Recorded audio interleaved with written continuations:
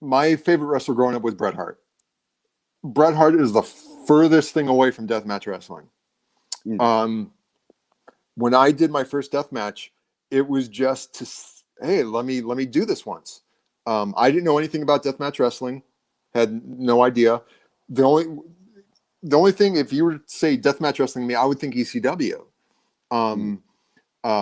The first ECW pay-per-view, I was at Ed Ferrara's house with Carlos, my trainers, and that main event had I think it was like Raven and Stevie Richards and Terry Funk, and they brought in a ladder and they had barbed wire. And it was Carlos and I just looked at each other. It was like, hey, that'd be cool to say I did that once. That was it. It'd be cool to say I did that once. So fast forward to XPW, they're going to do the first King of the Deathmatch. And it was just on the whiteboard. It was like first King of the Deathmatch, and you wrote your name on the board if you wanted to be part of it. And okay, I wrote my name. Carlos wrote his name on the board. It was just to say, okay, cool. I've done this once. That was Chaos was in that tournament as well. Yeah, he was in it too. It was just to say I did it. That's all it was. Now, doing that tournament is what got me over with the XPW fans.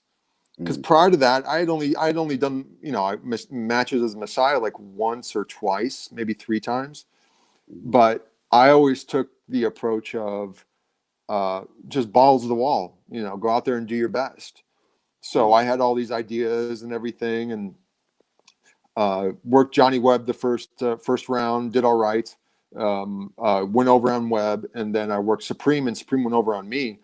But I came up with all these spots, and very much the spots I was coming up with were hurting me, is what was happening. And it got over. Again, that's all I was going to do was that tournament. That's all I was going to do. The whole deathmatch thing was Supreme's thing. That was for him. And I mean, the only way I can look at it is I guess I was too good for my own good, because then all of a sudden I was, booked in these death matches with Supreme and everything.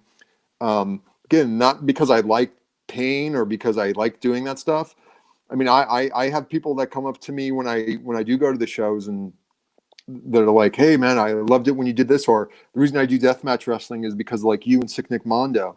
And I'm like, the stuff they do now, I wasn't doing razor blades, and hell no.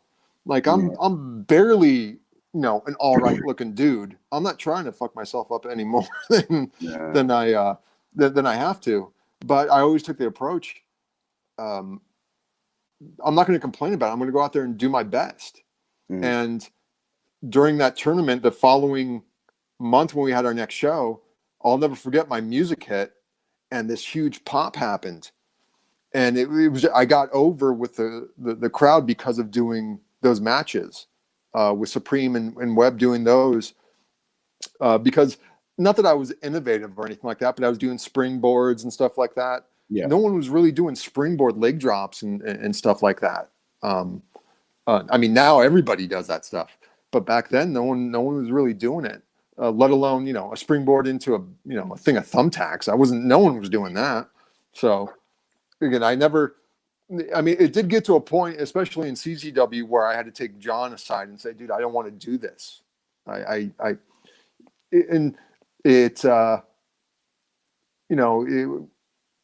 Guys that I respected, like Christopher Daniels or Frankie Kazarian, I would have matches with them, just regular one-on-one matches with them. And there was almost this like, oh shit, he can work. It was like this, oh crap, you're a lot better than I thought you were. And it always kind of bugged me that the guys that I respected didn't respect me because all they thought I did was this stuff.